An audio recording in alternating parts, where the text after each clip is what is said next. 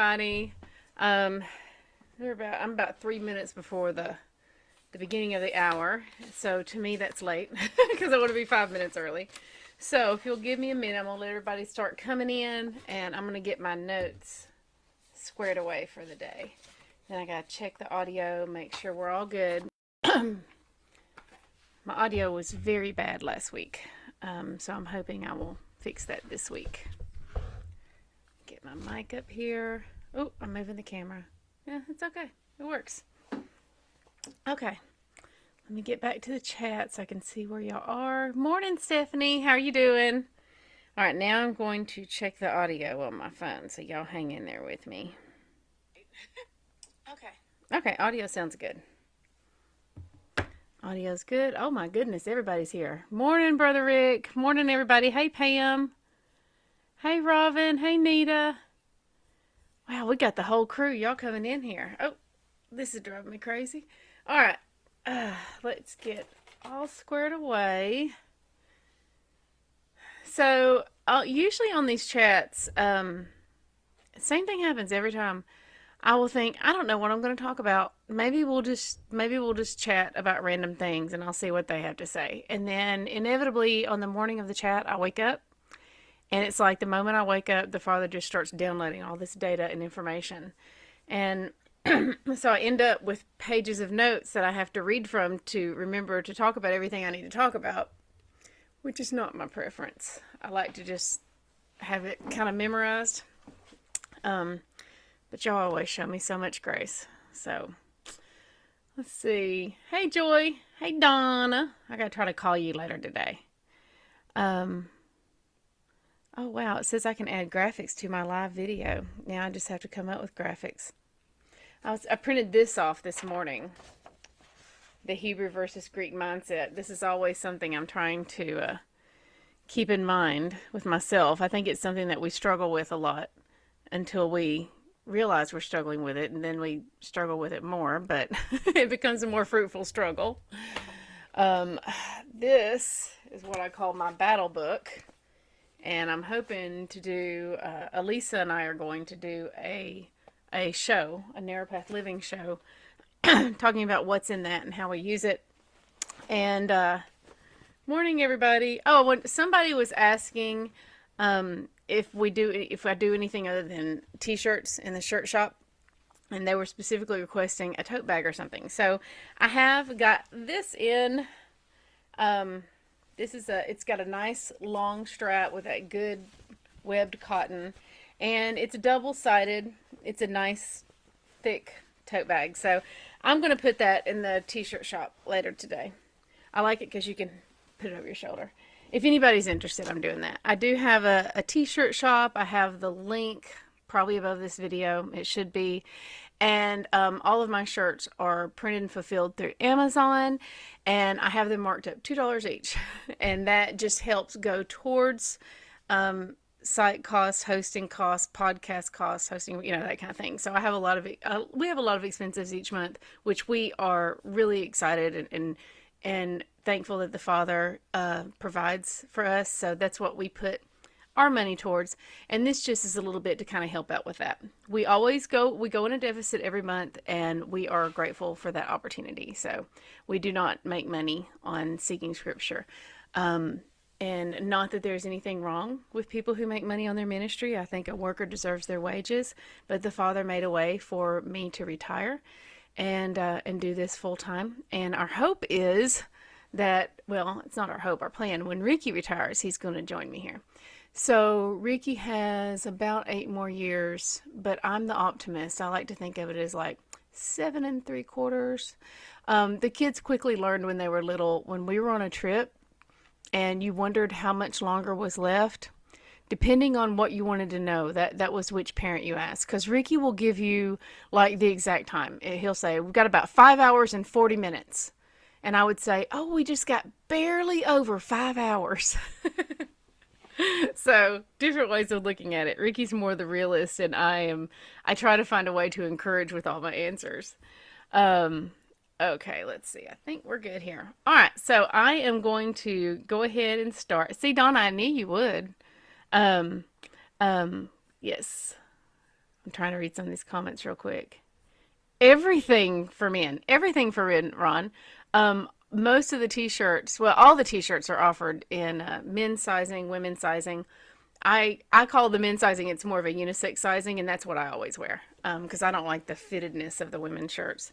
I just don't like that. But yeah, there's tons of shirts for men in there. Ricky, especially, his favorite t-shirt is Truth Over Tradition with the mountains on it and Test Everything. Those are Ricky's favorite shirts. I got 7 new designs up last week that I made.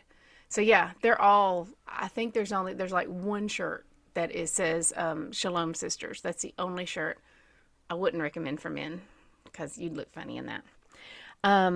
Okay. Oh, Debbie received her Grace t-shirt yesterday. Yeah, I put 2 designs in there that says Grace begins in Genesis. And I put 2 different ones because I couldn't decide which one I want. Thank you, Debbie.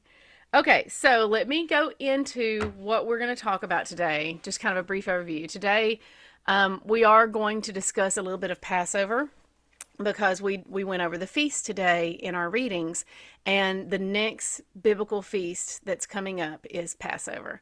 And so I have a post that I've linked to above here that kind of briefly describes how we do Passover in our home, and I want to touch on that a little bit in this talk today.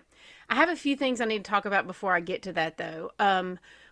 First of all, I want to remind you that being unclean, like we see these things like, if you do this, you will be unclean until evening. If you do this, you will be unclean until evening. Us being unclean is not a sin. It is a state that we need to be aware of. Just like, because we need to be, what if Yeshua comes back? You want to know if you're unclean or not? But think of it as if you were going to your grandmother's house. And when I was a kid, we got up in the morning and we went outside. And we stayed outside all day long. But if we were going to go to Grandmama's house for supper that night, Mama would have us come in and get cleaned up. And she would get that wash rag and she would start going after my dirt necklace. That's what we always called it. You know, you'd be so dirty and sweaty and just playing so hard. I always had a dirt necklace. So we wouldn't go to Grandmama's house until we were cleaned up, you know. So being unclean, the physical state of being unclean, is something that we just need to be aware of. It is not a sin in and of itself, but it is something we need to be aware of. And in most cases, when the Bible tells us that we're unclean, it'll say unclean until evening, you know, until the new day. It's just something we need to know about. Now, this is different from what the unclean and clean foods. That's a totally different thing. And really in that case, it's what does the Father consider food versus what does the Father not consider food. But I'm not going to get into that today. I love you regardless of where you are with regards to that topic. If you persevere, I know you have a lot of questions now. Think of how much you have learned just in the last month and a half. I know you have a lot of questions now. If you persevere, the Father's going to give you so much wisdom, so much knowledge before we're done with this reading. Remember, we're only 3 books in. We've got 63 more books left, okay? He is your God. Give him 1 year of your life. 1 year of your life. And he will give you so much more. Each book that we come to is a gift that he wants to give us. But in order to receive a gift, we have to open it. And so in order to receive these gifts, we have to continue reading. If you don't continue reading, you're not going to be able to open all the gifts. And that's just it. You know, it's just a matter of fact there. So if you're not willing to continue reading the Word, you're not going to get the gift that he has to give you in each section. We have to be willing to test everything that we know, everything that we've been living by. We have to be willing to test it to the straight edge of his Word. I spent most of my life trying to make the Bible line up to what I believed. Now we're saying, okay, his Word is truth, his Word is a straight edge, and we're taking everything that we know and we're going to line it up to that. And if it doesn't line up to the straight edge of his Word, then it has to go. It's not truth. His Word is truth. All else is commentary. So we have to be able to operate under the premise that we do not have it all figured out. If we operate under the premise that we do have it all figured out and that our doctrine is without error, then we are removing our own opportunity for growth. And we are removing a lot of the opportunities that he's giving us to grow closer to him and to know him better and to operate on his wisdom rather than our own. So make sure that we're not seeking to make the Bible line up with us. We are not without error. He is. Therefore, we have to stop trying to prove ourselves right and begin operating under the wisdom that He is right. And we are seeking to line ourselves up with Him every single day. This is going to be a process, and it is a lifelong process. You will always be learning. Always be learning. You can read the Bible every single day for your entire life, and there will not be a single day that you don't learn from it if you're seeking Him. Right now, I know a lot of people there's so much we're learning from Leviticus. There's so much that you're learning that you're not even going to realize until we get to Matthew. But one of the things we're learning right now is that one of the themes we're really getting is that we take our sin too lightly. Sin is a serious thing, and we take it too lightly. So be looking for that. Be keeping that in your back pocket. My goal here is for you to have the deepest, closest relationship with the Father that you possibly can. That's my goal for you being here. And my job, the way that I do that, is by helping get you in the Word and keep you in the Word through encouraging, through teaching you how to study and building you up and whatever I need to do to help keep you in that Word. But we also have to realize, and I think this is really something we learn in the world. This is something that the world teaches us, and the Bible is what helps us differentiate between the world's teachings and the Word's teachings. Are we using the Bible to learn how to follow and serve the Father? Or are we using it to find ways to condemn the neighbor that we'd rather not love?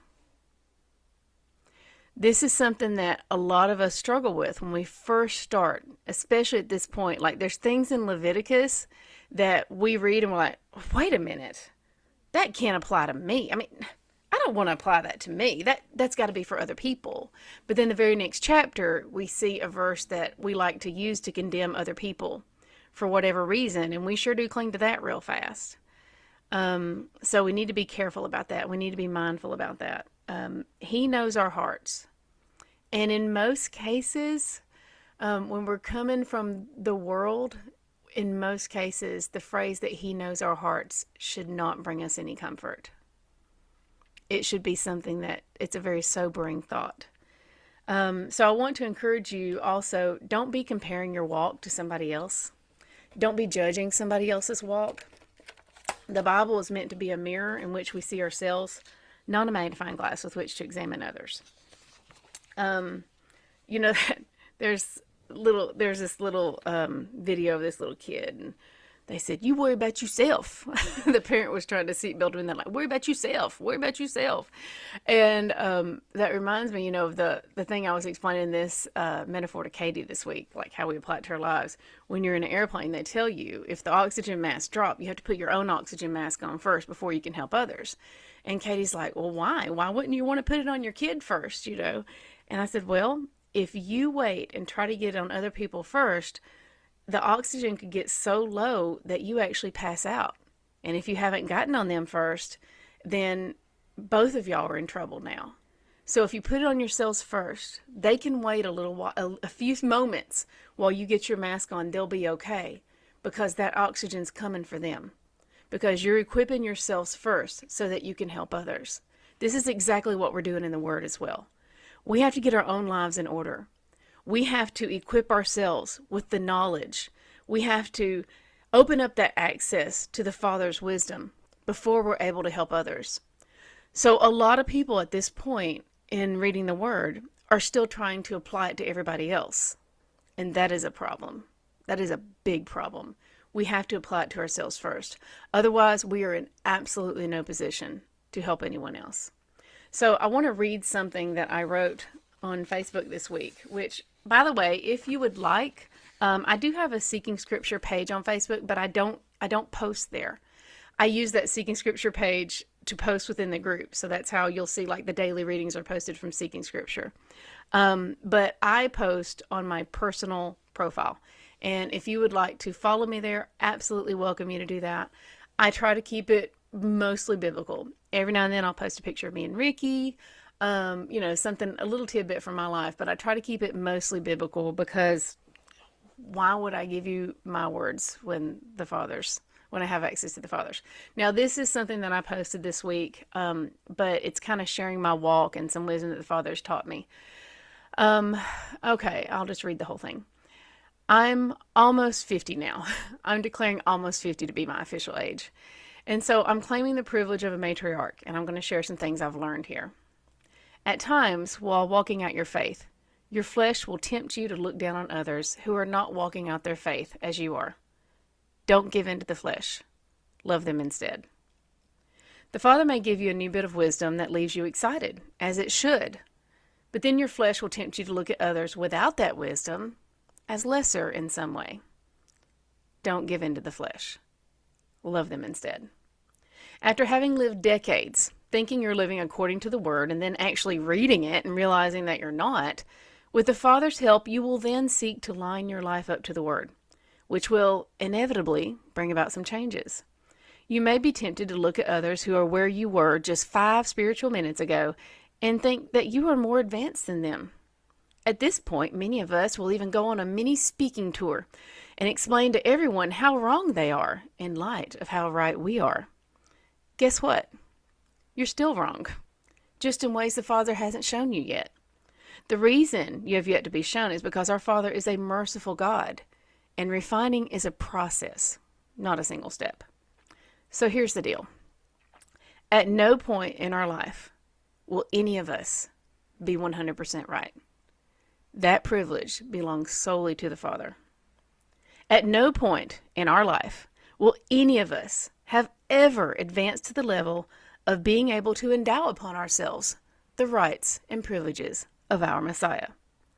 At no point in our life will any of us ever be able to say, I have learned all I can from the Bible. So go easy on your judgment of others, for the measure in which we judge is what will be meted out to us. Any wisdom we have is merely a product of being closer to the source of wisdom. And if we credit ourselves with that wisdom rather than the Father, being wise in our own eyes, He'll take us down a few pegs pretty quickly. Learn to recognize the symptoms of leading by flesh rather than spirit, and know that our default is flesh, so we must always be careful and vigilant. The only time we need to be looking down on others is if we're giving them a hand up. Love more, judge less. He has shown us so much grace. It is a very small thing for us to show it to others. So I posted that on my personal page. I hope you'll find that helpful. I have to, sometimes I will write things and people will say, oh, this is exactly what I needed to hear. How did you know I needed to hear this? And here's the secret, y'all. I write what I need to hear. I write the things that the Father has shown me to remind myself. When I write these things, I'm not doing it because I'm working on y'all. I'm doing it because I'm working on me in view of y'all. Y'all can see me working on myself. I'm just working on me in front of y'all. That's what all this is. I'm seeking Him, and I'm showing y'all how I'm seeking Him, and I'm showing y'all, I'm sharing some of the lessons that He's teaching me along the way. And I think it's important for us to do that, to share our wisdom with one another. So the world is filled, and I put this in my notes this week too, the world is filled with demolition teams. Everybody's tearing everybody down. Everybody's tearing everybody down. Let's volunteer for the construction crew. There's a verse that's in Isaiah. It says, you will be called repairers of the breach. And if you're here, if the Father drew you to Him, drew you to His Word, He's got you on the construction crew to do just that. So be encouraged. I want us also to make sure we are not just surface reading the Word. Don't ever read the Bible as if it's speaking to someone else. It's not. We have to make sure we're going deeper. We have to put ourselves into the story and try to try to see things from the Father's perspective instead of our own. It is not about us all the time. We are not the center of the universe. What I mean by it's not about us, it is, but our comfort is not the most important thing. Just like in this group, every person is important. Every individual is important, but we are a group of we, not me. We are not the center of the universe, and the Father is not going to stop the world and rearrange truth in order to make us more comfortable. So we have to learn to acknowledge truth for what it is and line ourselves up with it. I realize that it's hard for us to live in this world today. I spoke with a couple of people this week who were particularly struggling with this, with some of the hard things that we see in the world around us. And my encouragement to them is something that I think you may need to hear as well. When we look at things, when we're reading the Word and we're seeking the Father, and we look at evil in the world, or we see really difficult things for us to be able to digest in light of there being this almighty God, it grieves our hearts and it hurts us. And that, to me, is evidence of us seeking the Father, because we ask Him to give us His heart.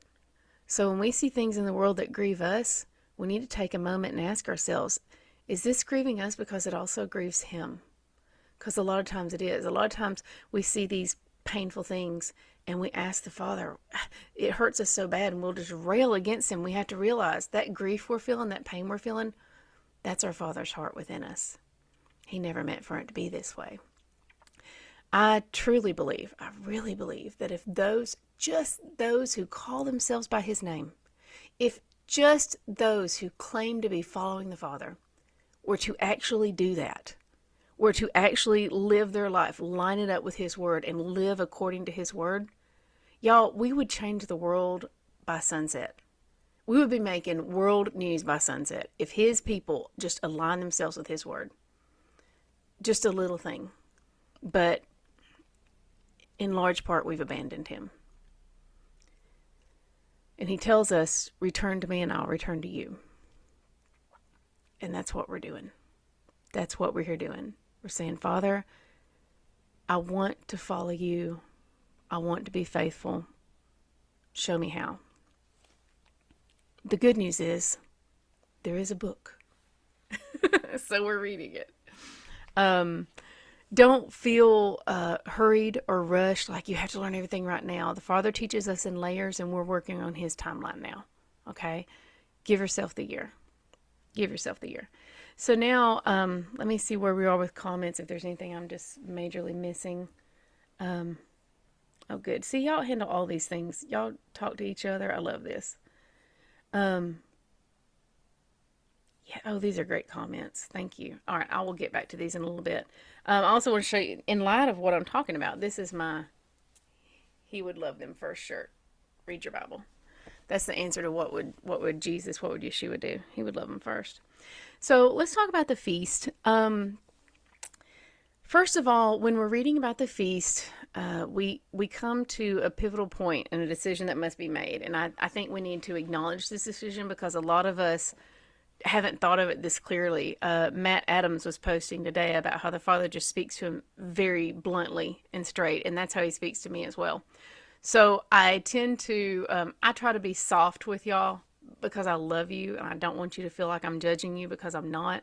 But this is kind of language that the Father would use with me. So at some point in reading this part of the Bible, we have to decide if we believe that the Father knows or understands what the word forever means.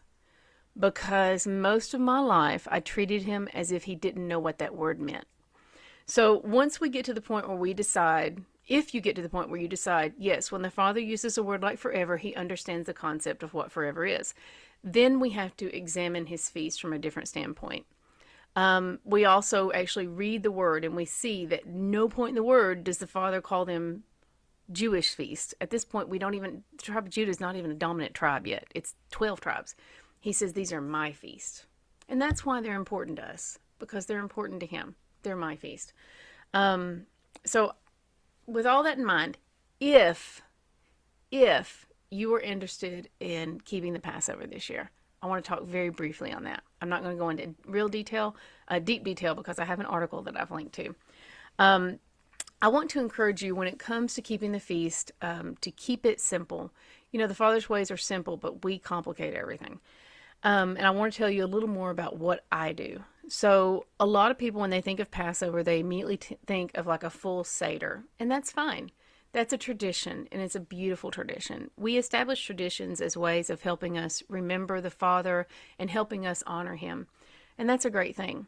When we first started keeping the feast, I made it a point to not do any traditions. What I did is I looked directly in the Bible. I looked at everything that was there because He has very clear instructions. And then I looked at the instructions and said, okay, what can I do? What am I able to do? And what am I not able to do?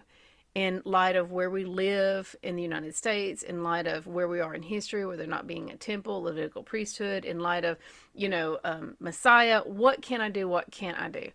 I try not to ever let what I can't do keep me from doing what I can. And so we don't do a Seder at Passover. Another reason why now I've done it before, I have no issue with it. And I've been invited to Seders and I go and it's great. I have no issue with that. But one of the reasons why we don't do it in our home is because when we first started doing all this, we still had, both of our kids were living with us and they were younger. And this is something they've never done before. So you have to realize that the first time you do it, they're going to think that's the way to do it. So if the first time you do something, you have all these traditions and stuff in, you may not mean to be teaching them that that is the prescribed way that the Father says we have to do it, but that's what you're doing. And there's a verse in Matthew. I always, it's either 15:9 or 5:19. I think it's 15:9. I always get the numbers superimposed in my head. But where Messiah, he's saying, woe to you, you're teaching as commandment the doctrines of men. And he warns us against teaching doctrines as if they're commandment. And we all do this. So the Christian church does this and our Jewish brethren does this. Through tradition, we uphold these traditions and people think they're commandments and we treat them as commandments because they've been upheld for generation to generation. And so I try to stay away from traditions in my home, and I advise doing that, especially if you have small children, because we just want to teach them what the Father says to do, how the Father says to do it. Once you get that down pat, you can start adding in some traditions if you want to. Y'all can start full board traditions from day one if you want to. But I just want to explain to you why I don't do that. When it comes to the calendar, everybody says, now, when are these feasts? When do we do it? When is Passover? Now, on our Gregorian calendar, I can give you a definite date when everything is. But these feasts are done on the Hebraic calendar. And if you haven't picked up on this, like, the first month of the year is not January on that calendar. So there's a couple of different calendars that people use. We don't know exactly which one is perfect right now. I don't think any of them are perfect right now. We will know when Messiah returns, and then we'll be keeping them on the perfect date because we'll be keeping them on that calendar. But until then, we don't let what we can't do keep us from doing what we can. So you pick the calendar that works best for you. When we first started this, I decided I wanted to use the calendar that our Jewish brethren use. Firstly, because they've been faithful in keeping these feasts, whereas we have not. We've not been faithful. We've been unfaithful in these. And so, we do tend to, there's been a lot of haughtiness, a lot of sinful haughtiness towards our Jewish brethren throughout the history of the church.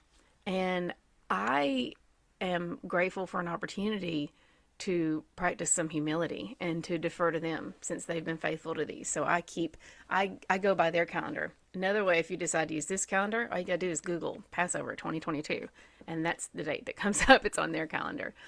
I want to encourage you not to argue over calendars. There are some people who will just decide that they're right, and they will argue and tell you, well, that's not when it happens, all this, There are some people who are seeking division, and they're seeking to be right rather than what is right.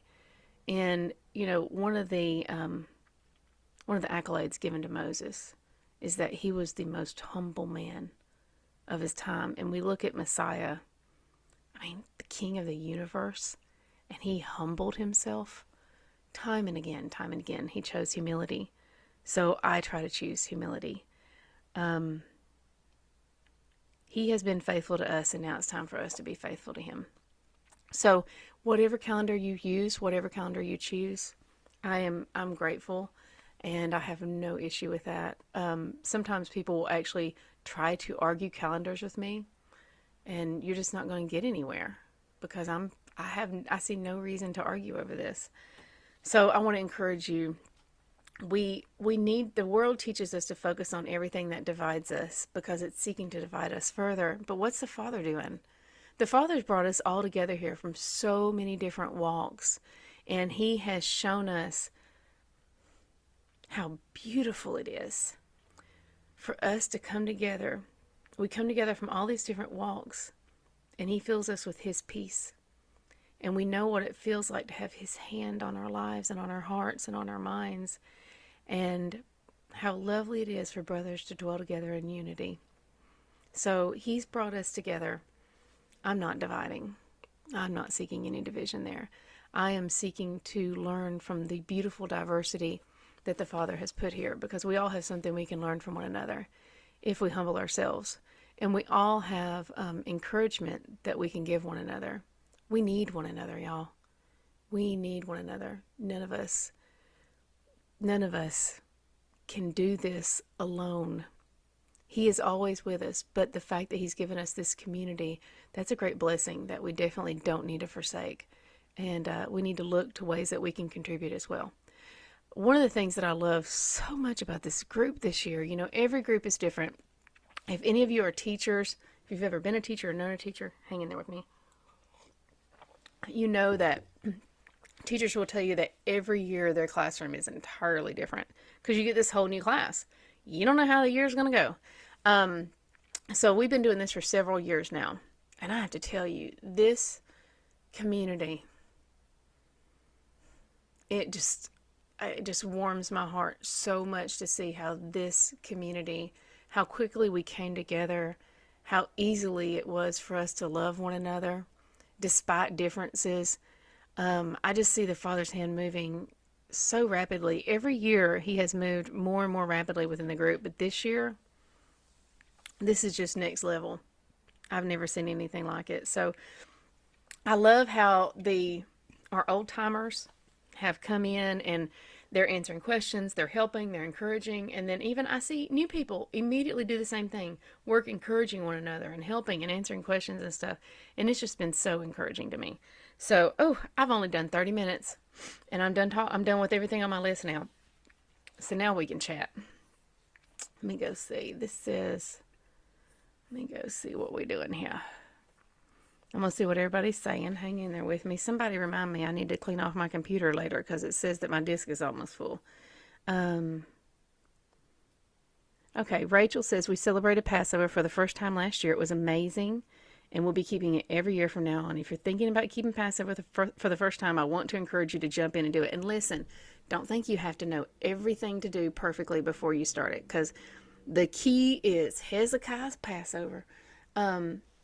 There's a portion in the Bible, and I think I probably talked about this last time too. Y'all forgive me. We're like married couples at this point. You're going to hear me say the same things over and over and over, and you just got to smile and act like you're learning something new every time. But Hezekiah's Passover. So Hezekiah had the temple all ready to start practicing the feast again. He realized that people had not been faithful, and he wanted Israel to come back and to start keeping this feast. So he sends messengers out to all the tribes. Most of the tribes scorn and mock him. How should we come keep Passover? We don't need to keep it. We ain't been doing this for years. We're fine. We're not going to do all that stuff, But a few of the tribes came. Not only did they come, they came eagerly because they were excited for an opportunity to worship the Father in this way and to be obedient in this way. And they came and they were so eager. And they had not been keeping Passover. They didn't know how to do it. They'd already lost this wisdom of how to do it. And so they come by the droves. They did not do pretty much anything according to the word, but they were so eager and so excited. And there's all these Levitical priests who know exactly how to do this. And these people are rushing in with their Passover lambs and everything. And it was a complete mess. And the Levitical priests they had to call in more priests because there were so many lambs coming in. They had to call in more priests to help with it. Some of them weren't even able to cleanse themselves as they were supposed to. And so they were just it was like chaos. But Hezekiah saw that everyone was they were there and it was chaos because they were so excited and they were so eager to honor the Father. And so he said, Father, please pray for these people. Please forgive them. Father, please forgive these people and see their hearts. I'm paraphrasing drastically. And the Father did. He honored that. And at no point, here's the thing that really stuck out to me. At no point did these Levitical priests who knew how to do everything perfectly, at no point do we see a record of them saying, stop, you're not doing it right. No, they saw their hearts as well. And so they encouraged them and they helped them and they came alongside them. Now the key is they knew these are the first Passover for a lot of these people. So they're going to continue keeping it throughout their days, and they're going to learn more every year. And it's really very much the same with us. We do the best we can with what we know. Once we know better, we do better. Keep Passover this year. Next year, you're going to do it better. Every year, we do it better and better. One thing that is difficult for a lot of people to understand is Passover collectively actually refers to 2 biblical feasts. Actually 3. Anyway, so Passover itself is a single meal. It takes place as a single meal. You eat it in the evening, and then when evening comes, that begins the new day. Biblically, some people argue about this too. Some people look for all kinds of things to argue about. I get it. Respect where you're at, not arguing. And then begins the Feast of Unleavened Bread, which is a week-long feast. Now, this year, Passover is going to be on Friday evening on the calendar I use. And then First Fruits, which Yeshua is our first fruits. You'll learn more about this going on. First Fruits is on Sunday. So it's just a really exciting time. But I have a link if you want to read more about it. Don't put a lot of weight on yourself with this. The Father's ways are easy. We're the ones who make them complicated. Okay? If you came to Passover at my house, what's it going to look like for you? It's going to look like a big Southern dinner that somebody's grandma cooked. And we're going to say some very special prayers. And we're going to read from the Word. And we're going to talk about the Passover and what the Father did. We're going to tell the story of what He did. And then we're going to talk a lot about our Messiah. We're looking forward to future being able to keep the Passover with Him someday. Okay, so let's see. Yes, Melissa says we are so adamant about getting it right that we lose sight of what's really important. Absolutely, absolutely. Oh, Heather, that's a good point. She said the closer we get to His return, the more He will show His people and keep drawing folks to Him. And I really think that's what's happening here. That's why we're growing so much, and people are understanding the Bible so much quicker. I'm having people ask questions. This year, people were asking questions in January that they were asking in October last year. Let's see. Thank you, Scott. He said, clean off your computer later. Thank you, Scott. Yes, Timmy's talking about the Hezekiah's Passover. He said, I bet it was a hot mess, though. I actually have that printed out in my battle book, so I can tell y'all what where that is. Let's see. I think I have it in here because it's one of my favorite passages. Oh, okay. I'm going to read this. Y'all mind if I read you a little Bible this morning? Oh, I love this. I can't read the whole thing. It'll take me forever, and y'all won't like that too much. Just a second. Okay. This is 2 Chronicles, chapter 30 through 32 is where you read this. I'm just going to read. I've highlighted some things, so I'll just read the highlights. Hezekiah sent to all Israel and Judah and wrote letters also to Ephraim and Manasseh, which, remember, those are the 2 tribes that took the place of Joseph, that they should come to the house of Yahweh at Jerusalem to keep the Passover to Yahweh, the God of Israel. Whose Passover is this? Yahweh. Let me tell you something. As much as He has done for me, as much as He does for me every single day, I'm not passing up a chance to honor Him. For they had not kept it as often as prescribed. So the couriers went throughout all of Israel and Judah with letters from the king and his princes, as the king had commanded. Just a second, Okay. As the king had commanded, and they said, O people of Israel, return to Yahweh, the God of Abraham, Isaac, and Israel, that He may turn again to the remnant of you who have escaped from the hand of the kings of Assyria. So these are letters sent out to the remnant. One of the things Debbie Engel always says, which I love, is it's always been about a remnant. Do not be like your fathers and your brothers who were faithless to Yahweh, God of their fathers, so that He made them a desolation, as you see. Do not now be stiff-necked, as your fathers were, But yield yourselves to Yahweh and come to his sanctuary, which he consecrated forever, and serve Yahweh your God. I am the most stiff-necked person you could probably ever meet. I am so stiff-necked. I am so stubborn. My mother will tell you. Mom, when I was younger, she'd say, Christy's either going to do it her way or she's going to die trying. I am so stiff-necked. And my stiff-necked and my lack of seeking has led me to be faithless to him. And that's a very weighty matter to me. I'm speaking for myself. I'm not speaking for you.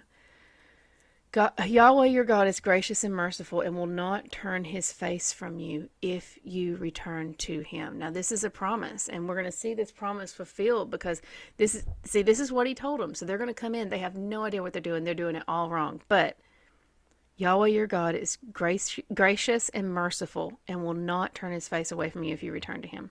So the couriers went from city to city through the country of Ephraim and Manasseh and as far as Zebulun. But they laughed them to scorn and mocked them. However, some men of Asher, of Manasseh, and of Zebulun humbled themselves and came to Jerusalem. The hand of God was also on Judah to give them one heart, to do what the king and the princes commanded by the word of Yahweh. These commands were not just Hezekiah. This is from the word of the Father. And you think this man, this king, he's so wholeheartedly seeking to serve and honor the Father. And the people who call themselves by the Father's name, who claim that this is their God, they scorned and mocked him. There's a lot of lessons in here for you, because if you do decide to keep Passover this year, you will be scorned and mocked at some point. And it's going to come from where you least expect it, and it's going to cut deep. And I just want you to know right now, it's okay. We have an audience of one, okay? And I love how he gave them one heart, because really that's what he's done in here with us. He's given us one heart. That's how, in a world of so much division, we can come together from so many different areas of the faith, so many different walks of the faith, and have that one heart and love and encourage one another where we are, because the Father's given us his heart. In seeking his heart, he's given it to us. Him giving it to us is a process. He can give it to y'all at once. Us accepting it's a process. It's just like when we were talking about the Exodus. Getting Israel out of Egypt is the easy part. Getting Egypt out of Israel, that's where the real work begins. So then they began to bring contributions into the house of Yahweh. And the chief priest said, we have eaten and had enough, and there's plenty left, for Yahweh has blessed his people so that we have a large amount left. You know, we see that over and over. The world leaves us wanting. The Father leaves us overflowing. Now, so they start bringing all this, and it is just complete chaos. You'll read about that. But the majority of the people, it's going on. It says, Hezekiah had prayed for them, saying, may Yahweh pardon everyone who sets his heart to seek God, Yahweh, the God of his fathers, even though not according to the sanctuary's rules of cleanliness. And Yahweh heard Hezekiah and healed the people. I want to also tell you, returning to him in every way that you can is going to heal so many wounds you don't even know you have.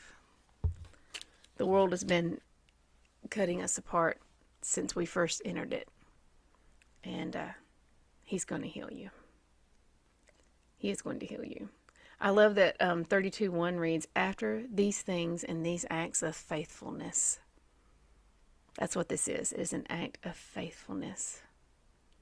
And you'll go on to read in 32 that after all this, they came up against this adversary that was really strong and normally would be really fearsome. But in these acts of faithfulness, they had been strengthened because they had come to know the Father better. They had seen more of him, and he had strengthened them as a result of their faithfulness. And I don't know anyone among us living in this world today who doesn't need some more strengthening from him. Let's see. Heather says, the times I have done Passover since starting, it's been with a church group. I don't know how to cook lamb, not where to get the items we've had of Passover. I think you're probably thinking mostly of a Seder. We actually, this year, I don't like lamb. That doesn't have any bearing on this, but I'm just letting you know. So in the past, we've had beef roast. This year, I am going to, there's this really neat little place down the road. And they have a lot of lamb on their menu, and so I'm actually going to buy some lamb from them. I'm still going to have beef roast, but I'm going to have some lamb, so we're going to be able to eat some lamb with it. I hope that's helpful. You'll have to read my note on it. It may help. Read some of y'all's stories here. Oh, Amy, the first Passover we celebrated, I bought little toys for my kids that represented each of the 10 plagues, and we sang the 10 plague song and put the toys in order. The first Passover, well, one of the Passovers we kept, my sister and her family came to our house, and we had, my little nephew Bo brought all these little figures. So we had frogs, we had, for the Israelites, we had Buzz Lightyear and Woody and a couple of pirates. And we had some sheep and some cows, and we just lined everything up. And Bo made this huge centerpiece in the middle of the table, and it was really cute. And then we told the story of the Passover and read from the Bible, and so it was awesome. We had a wonderful meal together. It was just very honoring of the Father. Let's see. Yeah, she's talking about, so the Passover does fall on Friday it'll be in the evening. Yes, Maureen. She said, I love that wording, weighty matter and stubbornness. Um, oh, April says, please let me tell you how to cook lamb. It's so delicious. I don't like lamb. I'll eat it, but I don't want to buy a whole one and cook it. Now, Tom, our friend Tom McDaniel, he might do it. Now, April, tell Tom how you cook it. Tom's an amazing cook, though. I think he smokes it, or I don't know. Tom does something. He makes a really good lamb. But I'm not a big lamb person. Anyway, I hope that was helpful for y'all. I'm trying to see if anybody has any questions or what we're talking about here, because I've actually finished early for a change. Yes, Jan says heal the wounds but leave the scars. Yeah, and I'm grateful for the scars left by the world when the Father's healed the wound. It reminds me of how far I've come. I still have so far to go. But, he's so faithful to us, and he's so merciful in that he doesn't show us everything we're going to have to change from the start to follow him. And he does make it a process, and he's very patient and gracious with us. But just remember that when you do start to follow him, and I know y'all have heard me say this before, when you were going through that refiner's fire, you were also being held in that refiner's hand. And there's no better place to be. No better place to be. Carrie Ann says, what does a vegetarian do for Passover? The best you can. You do the best you can. There's, most of the lamb is the only thing on the menu that's meat. So I don't think it would be very difficult. I don't see where the Father is going to, if you're seeking to keep the Passover to the best of your ability, because, some people have issues with food. There are some people who actually physically can't eat meat. You may be one of them, there may be something that's like in unleavened bread that somebody can't eat. Don't ever let what you can do keep you from doing what you can. We're going to be all keeping it perfectly when Yeshua comes back. But until then, don't ever let what you can't do keep you from doing what you can.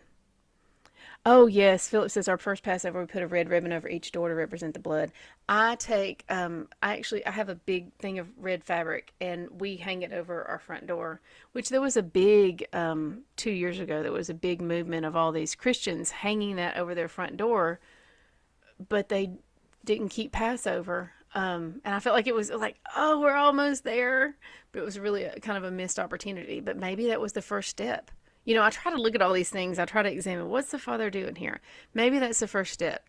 Maybe they're keeping it this year. Maybe some of them are. Maybe 10 years from now, a kid that was living with them at the time is going to think, I wonder why my mom and dad did that. And they're going to look into it, and then they're going to start keeping Passover. So I don't know. Morning, Bruce. Becky says the mint jelly makes lamb more delicious. Let's see. Okay, just a second. Oh, that's a good idea, Brittany. I make shepherd's pie with ground lamb instead of beef. Oh, so we are big shepherd's pie people. That's a brilliant idea. Oh my goodness, I may do that this year. Thank you. Yes, Amy says you have to get creative sometimes to help the kids get involved in Passover. Let's see. Oh, Grandma, it's so good to see you. Thank you. She says, I'm really grateful for this group. I'm alone with my husband and grown son. They're trying for me, but I don't have help or encouragement. You guys are so helpful and such a blessing. Oh, yes. Yahweh is looking out for me. I feel it. Absolutely. Oh, Tishana, I'm so glad. Tishana says, this year I hope to celebrate Passover with some friends who have joined me in our study. It was so good to get together with you in October. We actually, let's see, I'm going to tell you, we read about all the feasts today. One of the feasts we read about today, and we'll talk about it some more later, is the Feast of Sukkot, which is often better known in Christian church as the Feast of Tabernacles. Some of y'all, you may remember in your grandparents' church, or maybe even when you were a child, the church having services outside for a week. That was generally the Feast of Tabernacles. So the Feast of Tabernacles it's my favorite feast. It's also known as the season of our joy. And remember, the spring feast, Yeshua's fulfilled all of those. He's going to fulfill all of the fall feasts as well. And remember, to fulfill something does not mean to do away with it. We treat it like that. We treat the word fulfill as if we treat it as if it's fulfill in every instance except when Messiah says, I came to fulfill the law. And we treat it like it means to do away with or destroy. If I'm fulfilling my wedding vows, does that mean I'm cheating on my husband? No, it means I'm living up to them. So Messiah is going to fulfill. They foretell of events that he's going to fulfill in his return. The Feast of Tabernacles, or Sukkot, it's a week-long feast, and it foretells of the time when we are going to get to live with Messiah again. So it's the season of our joy. We'll get more into this later. A lot of people believe that he was even perhaps born during the Feast of Tabernacles. However, we are not told when he was born. That is an opinion. So we need to hold things like that loosely. But Feast of Tabernacles is a week-long camping trip. This last year, we held our first Seeking Scripture Feast of Tabernacles. And if you go to my personal page and look at the photo, my cover photo, that's our Feast of Tabernacles group. That's some of them. We had about 150 people. It was amazing. This year, we've already got about 200 signed up, and it's going to be in Huntsville, Alabama. We've got most of the campground at Montesano State Park rented out. It's going to be awesome. We've got all the cabins at Montesano State Park rented out, and we've got a lot of people who are coming and staying in hotels, and they're going to come up and do things with us during the day, during the week and stuff. So it's going to be like every day we do Bible study, we do worship, fellowship. We're sitting around campfires at night. It is the most wonderful time. I'm especially excited about this year because last year it was a very large campground we went to, and so we were spread out in different locations, and we had to drive to be together. But this year, the pavilion that we're at is right in the middle, and everybody who's in the campground is going to be able to walk to it. So it's going to be great. But I'll post some more information on that as we get a little closer, or I may try to post it this week. I haven't thought that through yet. There's still some camping spots available. If anybody wants to join us that way. There's also hotels and things. There's been a lot of questions about Sabbath, so not every feast day is a Sabbath. He tells us when he says it's a day of rest for you.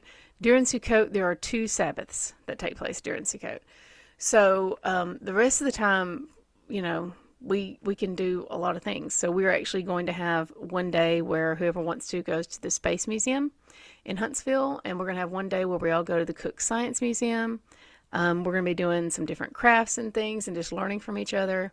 It is the most joyous week. So You are welcome to come for some or all of it, depending on, a lot of y'all are local, so you can just come hang out for the day, hang out for a couple days, hang out every day. It doesn't matter.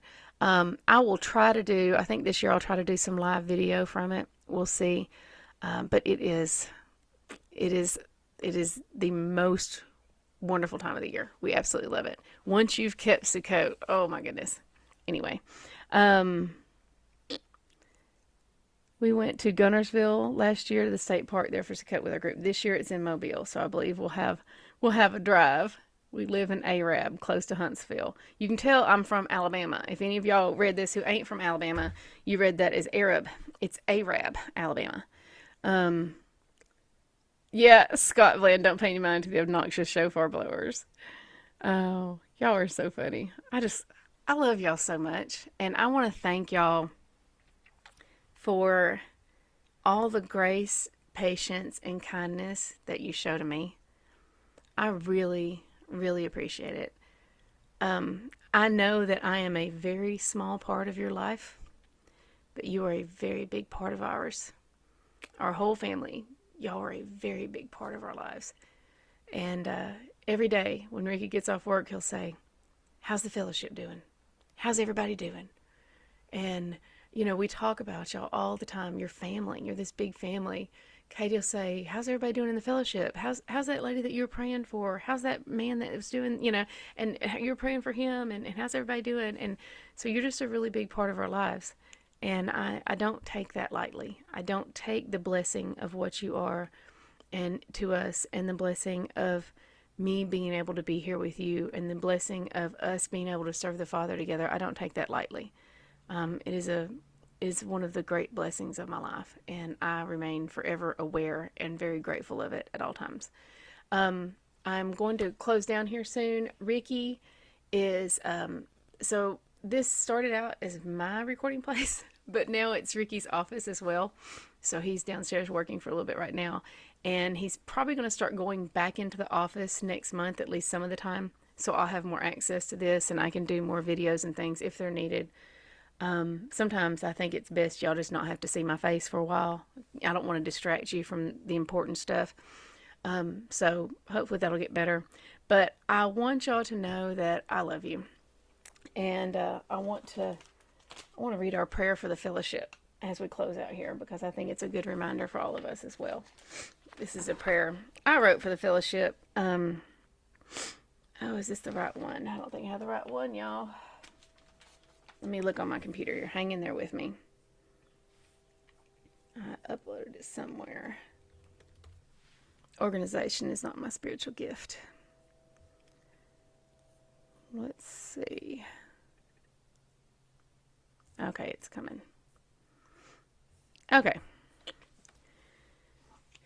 Dear Father, thank you for bringing each of us together here to study your word.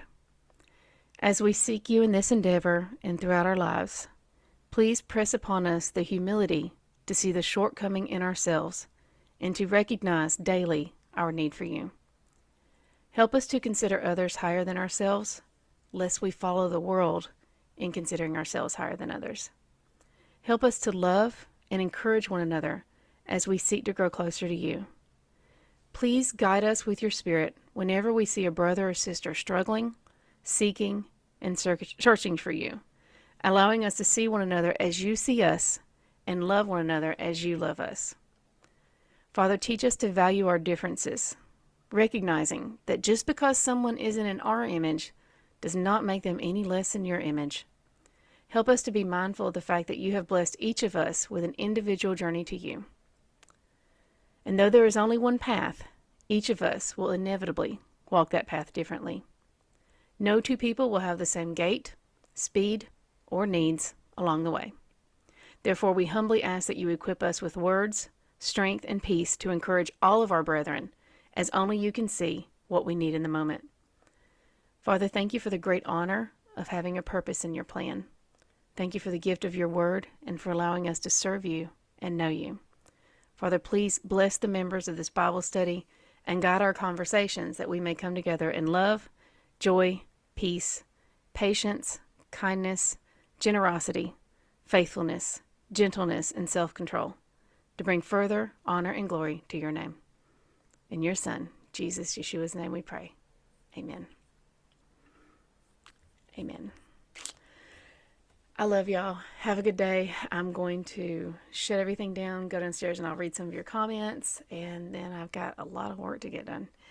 May we bring further honor and glory to our King in all we say and do this day. Bye-bye.